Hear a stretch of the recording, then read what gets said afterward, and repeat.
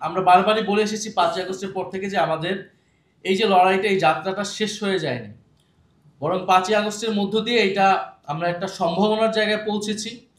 ফ্যাসিবাদী কাঠামোকে বিলোপ করে একটা গণতান্ত্রিক বাংলাদেশ প্রতিষ্ঠা করা। কারণ ফ্যাসিবাদী কাঠামো বাংলাদেশে রয়ে গিয়েছে। আমরা অনেকেই বলেছেন যে শিক্ষা কমিশনের কথা বলেছে, শিক্ষা কমিশন হয়নি, কিন্তু অন্য যে কমিশনগুলো হয়েছে, স্বাস্থ্য কমিশন, শ্রম কমিশন, সেগুলো নিয়েও কোনো আলোচনা নেই। মাত্র 6টি কমিশন যেগুলো নির্বাচনের সাথে সম্পর্কিত, যেগুলোর সাথে মূলত রাজনৈতিক দলগুলো সম্পর্কিত, ক্ষমতা সম্পর্কিত, সেগুলো নিয়েই সবার আগ্রহ, রাজনৈতিক দলগুলোর আগ্রহ। এই আলোচনাকে আমরা এর বাইরেই আনতে পারিনি। সেই আলোচনাতেও ঐক্যমতে আসলে পৌঁছানো যাচ্ছে না। ঐক্যমত প্রক্রিয়া শেষ হওয়ার পরও এখন একটা আমরা সমাধানের দিকে যেতে পারছি না। এই হচ্ছে বাংলাদেশের অবস্থা। ফলে এই লড়াইটা আমাদেরকে থামানো যাবে না, কারো ওপর ভরসাও করা যাবে না, নিজেদেরকে এই লড়াইটা লড়তে হবে। আমরা যেমন রাজনৈতিক ফ্যাসিবাদ দূর করতে পেরেছি বা পরাজিত করতে পেরেছি 5ই আগস্টের মধ্য দিয়ে, এখন আমরা রাষ্ট্র সংস্কারের প্রক্রিয়ায় ঢুকেছি। কিন্তু ব্যক্তি এবং সমাজের পরিবর্তন ছাড়া আপনি রাষ্ট্রের ফ্যাসিবাদ দূর করতে পারবেন না, বা দূর করলেও সেটা টিকিয়ে রাখতে পারবেন না। ব্যক্তির চিন্তার যেমন পরিবর্তন প্রয়োজন, আমাদের রাজনৈতিক ফ্যাসিবাদের পাশাপাশি যেমন সাংস্কৃতিক ফ্যাসিবাদ আমাদের চেপে বসেছিল, একইভাবে সামাজিক ফ্যাসিবাদ এবং ব্যক্তির চিন্তার ভিতরে যে ফ্যাসিবাদ রয়ে গিয়েছে, সেটার জন্য গুরুত্বপূর্ণ হচ্ছে বিশ্ববিদ্যালয়, গুরুত্বপূর্ণ হচ্ছে শিক্ষা ব্যবস্থা, আমাদের সাংস্কৃতিক চর্চা। এবং এই লড়াইটা, এই কার্যক্রমটা হচ্ছে দীর্ঘমেয়াদী। আমরা ভাঙার কাজটা করেছি, আমরা গড়ার কাজটা কিন্তু করতে পারিনি। এখন আমাদের এই গড়ার কাজ, এই গড়ার কাজে অগ্রণী ভূমিকা পালন করতে হবে শিক্ষকদেরকে, সমাজকর্মীদেরকে, সাংস্কৃতিক ব্যক্তিত্বদেরকে, যারা চিন্তা ভাবনা করেন, বুদ্ধিভিত্তিক কাজের সাথে যুক্ত আছেন, তাদেরকেই এই দায়িত্বটা নিতে হবে। রাজনৈতিক দল হিসেবে আমরা সবসময় সামনে থাকবো, সেই রাজনৈতিক লড়াই আমরা চালিয়ে যাব। আমরা ভাঙতে পারবো খুব সহজেই, কিন্তু গড়ার কাজের জন্য কিন্তু আপনাদেরকেই এগিয়ে আসতে হবে, আপনাদেরকেই আমাদের প্রয়োজন। ফলে ব্যক্তির মানবিক মর্যাদা পুনরুদ্ধার এবং আমাদের সমাজ সংস্কৃতিতে সকল ধরনের যে কোনো চেতনার নামেই, যে কোনো আদর্শের নামে যে নানা ধরনের ফ্যাসিবাদ রয়েছে, ফ্যাসিবাদী প্রবণতা রয়েছে, বিশ্ববিদ্যালয়ের ভিতরেও একটা ফ্যাসিবাদী কাঠামো রয়েছে, সেই সকল কিছুকে সংস্কার করে, পুনর্গঠন করে একটা গণতান্ত্রিক ব্যবস্থা আমাদেরকে প্রতিষ্ঠা করতে হবে। এবং বিশ্ববিদ্যালয়ের সম্পূর্ণ মেরিট বেসড একটা এডুকেশন সিস্টেম, নলেজ সিস্টেম আমাদেরকে গড়ে তুলতে হবে। এটাই কিন্তু আমাদের দাবি ছিল। আমরা মেধাভিত্তিক বাংলাদেশ করতে চেয়েছিলাম, যাতে একজন ছাত্র, একজন শিক্ষক তার মেধার মূল্যায়নটা পায়। আরেকটি বিষয়ে আমি বলতে চাই যে আমাদের শিক্ষা ব্যবস্থাকে নিয়ে যদি আমরা কাজ করতে চাই, আমরা যদি আরো গোড়াতে হাত দিতে চাই, আমাদের ইতিহাসের পিছনের দিকে আমাদেরকে স্টাডি করতে হবে। একটা কোন সময়ের মধ্যে দিয়ে আমাদের বিশ্ববিদ্যালয়গুলো গড়ে উঠেছিল। আমরা জানি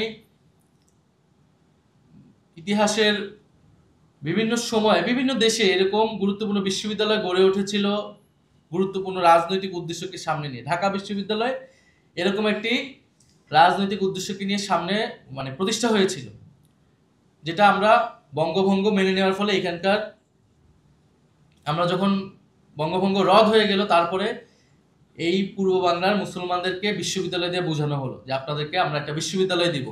এবং এই বিশ্ববিদ্যালয়ে দেওয়ার বিরোধিতা করেছে কলকাতা থেকে শুরু করে উচ্চ বর্ণের হিন্দু যারা রয়েছে, যারা পূর্ব বাংলার মুসলমান এবং দলিত হিন্দু, নিম্নবর্ণের হিন্দু, তারা অগ্রসর হোক তারা চায়নি, তারা সকলেই বিরোধিতা করেছে। ফলে এই পূর্ববঙ্গকে এগিয়ে নিয়ে যেতে এই ঢাকা বিশ্ববিদ্যালয়ের প্রতিষ্ঠাতা হয়েছে। এরকম ভারতে অনেক বিশ্ববিদ্যালয়, জওহরলাল নেহরু ইউনিভার্সিটি, আলিগড় মুসলিম ইউনিভার্সিটি, এরকম অনেকগুলো বিশ্ববিদ্যালয় বিভিন্ন দেশে এরকম একটা রাজনৈতিক প্রকল্প নিয়ে তৈরি হয়। বিশ্ববিদ্যালয় যেমন রাষ্ট্রকে দেয়, রাষ্ট্রের বৈধতা উৎপাদন করে, একইভাবে রাষ্ট্রকেও বিশ্ববিদ্যালয়কে নিয়ে ভাবতে হয়, ভীষণ থাকতে হয়। যে ঢাকা বিশ্ববিদ্যালয় তার এক ঐতিহাসিক ভূমিকা পালন করেছে তার প্রতিষ্ঠা হওয়ার পর থেকে, ব্রিটিশ আমল, পাকিস্তান আমল থেকে স্বাধীনতা পর্যন্ত। এরপরে যারা সরকার পরিচালনা করেছে বা রাষ্ট্র পরিচালনা করেছে, আমাদের আসলে বিশ্ববিদ্যালয়গুলোকে নিয়ে কোনো বিশেষ ভাবনা বা ভীষণ ছিল বলে আমার কাছে মনে হয়নি যে একটা বিশ্ববিদ্যালয় থেকে আমি আসলে কি তৈরি করতে চাচ্ছি, কি দিবে এই জাতিকে। স্বাভাবিকভাবে ভাবি যখন বহির কোনো শক্তি আক্রমণ করে, আপনার থেকে কোনো উন্নত প্রযুক্তি, অস্ত্রশস্ত্র অথবা জ্ঞান, এই ধরনের একটা সমাজ যখন আপনাকে আক্রমণ করে, তখন আপনি কলোনাইজড হয়ে যান তাদের দ্বারা।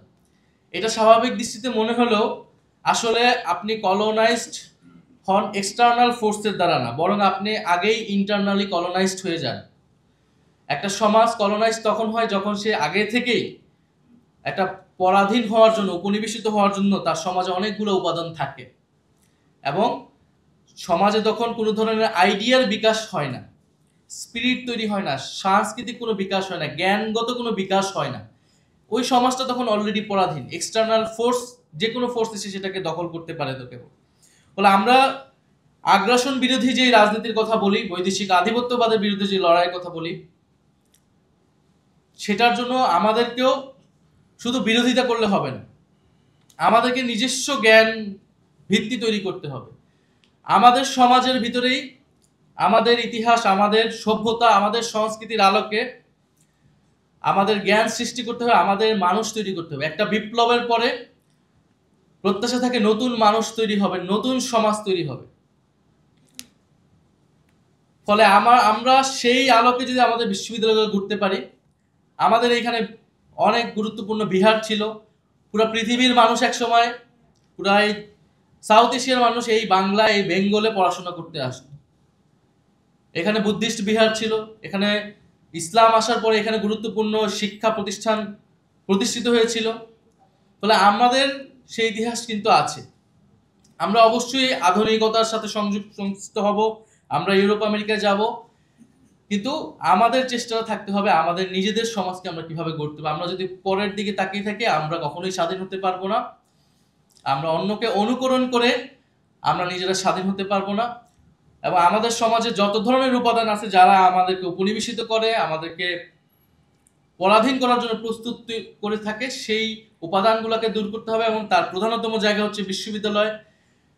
সেটার জন্য গুরুত্বপূর্ণ ভূমিকা রাখতে পারে বিশ্ববিদ্যালয়ের শিক্ষকেরা। আমরা প্রত্যাশা করব আমাদের এই যে দীর্ঘমেয়াদী প্রকল্প, রাজনৈতিক, সামাজিক, সাংস্কৃতিক, অর্থনৈতিক, সেইটার জন্য ইউটিএফ, ইউনিভার্সিটি টিচার্স ফোরাম কাজ করবে। জাতীয় নাগরিক পার্টি সর্বাত্মকভাবে সহযোগিতা করবে। বাংলাদেশের বিশ্ববিদ্যালয় থেকে শুরু করে প্রাথমিক শিক্ষা প্রতিষ্ঠান পর্যন্ত শিক্ষকদের সাথে তাদের অধিকার আদায়ের পাশে জাতীয় নাগরিক পার্টি থাকবে। আপনারা ইতিমধ্যে দেখেছেন যে আমাদের শিক্ষা সেলের পক্ষ থেকে যত ধরনের শিক্ষকদের ন্যায্য আন্দোলন হচ্ছে, আমরা সেগুলোকে অকুণ্ঠ সমর্থন দিচ্ছি, আমরা পাশে দাঁড়াচ্ছি। আমরা মনে করি এটা আমাদের নৈতিক দায়িত্ব। বিশ্ববিদ্যালয় নিরপেক্ষ, সত্য প্রকাশে আপোষহীন।